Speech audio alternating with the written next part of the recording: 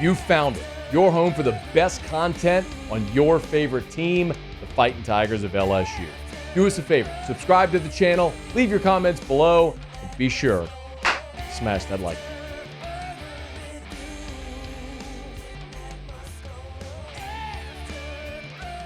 Right now, we're going to go out to the phone lines, talk a little recruiting. Bryce Koon covers LSU for 247 Sports. Bryce, how are you? Doing well, man. When's your vacation? I guess that's what I need to know. A bunch of guys on vacation. When's your time off? It got lost. It got lost. That's what happened.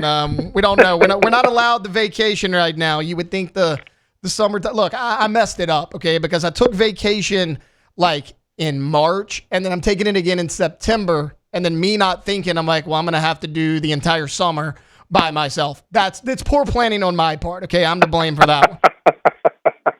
No, man, appreciate you having me on. Yeah, absolutely. Bryce, look, let's dive right into it. The big news I want to talk about actually occurred on Friday when quarterback out of Salina High School in Texas, Bowe Bentley, chose the Oklahoma Sooners over LSU. It had been a two-man race for quite some time. The Sooners win out on that one. How big of a blow is this for Brian Kelly? You know, when you look at kind of how the quarterback position shaped up over the past 18 months, I think that it really kind of puts in perspective kind of the debacle that LSU finds themselves in, specifically with Bowe Bentley. I mean, this was always going to be a race after Jared Curtis decided to go to Georgia. Yeah. It really came down to Oklahoma and LSU. That was really kind of the two big things. And when you look at the ties and Bentley saying, that Oklahoma was the dream school as a kid. I mean, you can understand why he went. I don't fault the kid for wanting to go somewhere where he said he dreamed going to. But, leaving that LSU visit, man, we heard nothing but great things. Just nothing but great things about where, Joe Sloan had done, about how Brian Kelly had just kind of, really gotten involved on this recruitment, and just overall with how the staff hosted them and with what they were able to do. So, to lose a guy like that, knowing that there's not a clear number two option, and we'll talk about that in a second, in this class, it definitely hurts. And I'll tell you this, it also kind of hurts when you talk about the rest of the class, because typically your quarterback is the de facto second recruiter for the guys in that 2026 class. He's the leader, just naturally like that. So to not have one of those nailed down and a talent like Bowe Bentley was, it definitely hurts. I mean, this isn't a good spot, and like I mentioned, the past 18 months have put them in quite a predicament to where, Taylor, we don't want to talk about this, although I think too much because we want to focus on the season, but you could realistically get to a scenario where you're rolling into next January with one scholarship quarterback. Nuss is gone, Van Buren and Hurley going to battle.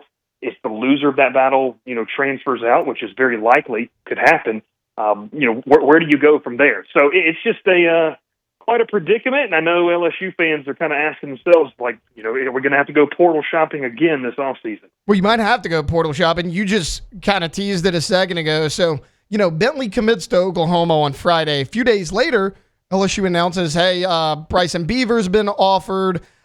We'll see where that goes. It kind of got LSU fans' hopes up a little bit. And then yesterday, Bryson Beaver commits to Oregon. So without Bentley, without Beaver, is it really just wait and see what happens with Hurley and Van Buren and then go get a guy out of the portal? I think so. I mean, I think you're in a situation, look, that Nussmeier's gone, and you're going to have essentially, and we'll play the hypothetical, if LSU's not in a playoff game, does Nussmeier want to play that final game? If he does it for whatever reason, the bowl prep is going to be an audition. It's going to be a full-on tryout for the 2026 job. And so you would be able to keep your quarterback, you think, through that, one of those two guys. But you play the game, and let's just say, and I'll pick one, let's say Van Buren wins the job, and Hurley is the guy that is going to be, entering the portal, or vice versa, however you want to look at it. When you see that, there's one scholarship there. I mean, you've got Picarella, the kid's there from U-High on there as a non-scholarship guy. You have Jawan Johnson. No disrespect to either of those two. Not in the day and age of now SEC and a 12-team playoff, and it could grow more. You don't want guys with no experience backing that up. It just is what it is. It's a fact. So when you look and see kind of what the room looks like, you're probably going to have to go portal shopping. What can you realistically, look at without the risk of losing a guy like Van Buren in the spring cycle? I always say Taylor, you can't coach in fear of the transfer portal, but the situation kind of where the LSU finds themselves in, I don't think we have a realistic idea of what it could look like in terms of the position next spring for spring practice. I don't know if we really have a look at that. I mean, it could be one of these guys. It could be none if you don't play your cards right. So they're going to have to go portal shopping. You're going to have to find a guy that's okay being a backup, who's okay doing some stuff in terms of, just maybe not being the de facto starter. I kind of think of like an A.J. Swan type this past year that had taken some snaps in SEC play. But other than that, man, it's your guess is as good as mine. I mean, I'm going to have to load up the new EA college football game here in about 3 weeks and figure out who's going to come in the portal. So that's where I'll be looking. Oh, well, you just got me excited about that.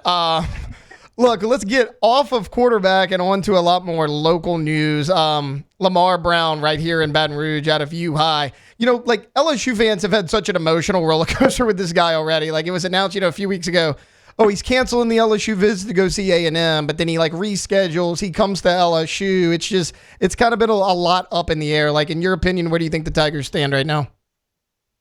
We were out at the LSU's elite camp on Friday, and I looked at Lamar, and I've looked at Lamar multiple times, and I've said to him, we've interviewed him a lot and everything for 24/7, and I said, man, you're playing with fans' feelings right now. Like you're having too much fun. He said, man, you only get to do this one time, and you got to have fun with it. But for me, it's just been a clear 2-horse race for me, honestly. Texas A&M, LSU, these two schools battling it out. I would say right now, Taylor, that, I feel good about where LSU stands, but anytime you see a program like whether the Longhorns, whether it's the Aggies, you always worry about that dollar amount. It's just where we are in college football now. So I do think there's a situation to where, when he makes his decision public, would it shock me? Absolutely shock me to see him throw the Texas A&M hat on? No, but I do feel comfortable saying that LSU right now is still the team to beat. This past weekend, I guess it was, for his official visit, they knocked it out of the park. Everything you wanted to do, bringing a guy like Mason Smith in, who was in a very similar situation some years ago, being the Louisiana kid, 5-star that had a chance to go elsewhere. You're sitting like that with a kid like Lamar Brown. I don't know how the visit could have gone any better. So I would pin LSU winning this battle. The recruiting's crazy. It wouldn't absolutely floor me to see the Aggies hat thrown on. You mentioned it that Lamar Brown said, hey, you only get to do this once. I'm going to have a little fun with it. Another guy that's having fun with it, taking all of his visits, Tristen Keys, the 5-star wide receiver out of Mississippi. Any update on his recruitment?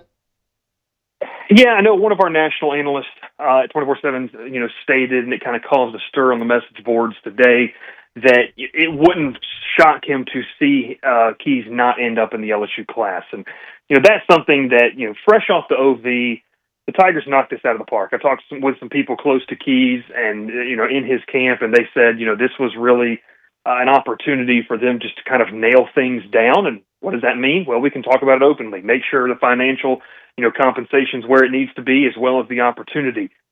He had a really, really good time with the guys like Jabari Mack, there being able to, recruit him and be a part of that.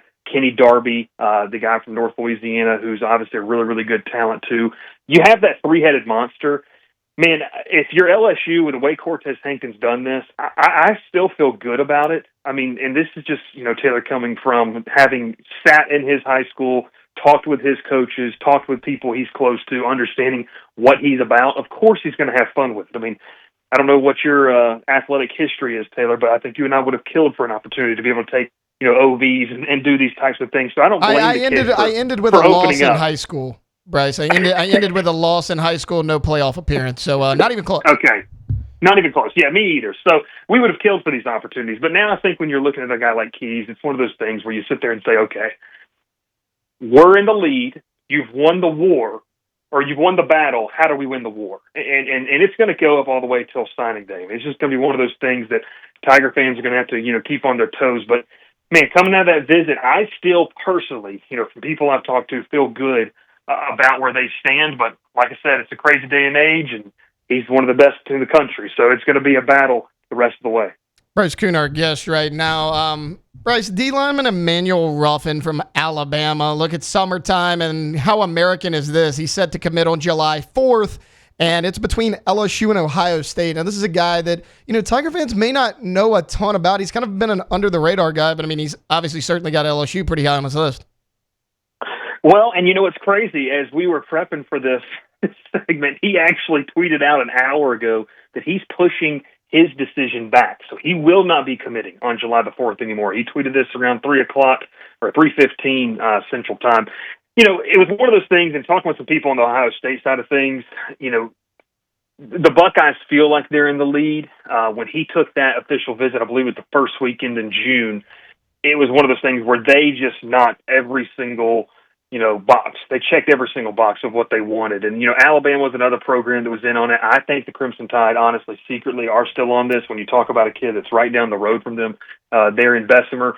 Where's LSU? The Tigers have been involved with so many different defensive linemen that I wouldn't say I feel overly confident about LSU's chances, but I didn't feel confident coming into the July 4th commitment date. What does that tell you? Well, that LSU staff might be trying to put together something else in terms of what they could do. And also, too, for a kid like Ruffin, what's coming up on July 1st? Revenue sharing. So him pushing that date back does kind of give you a sense of how these kids are dealing with situations as the landscape's about to completely change once again. So really, really good talent, 6'5", 6'6", 290, 300 pounds.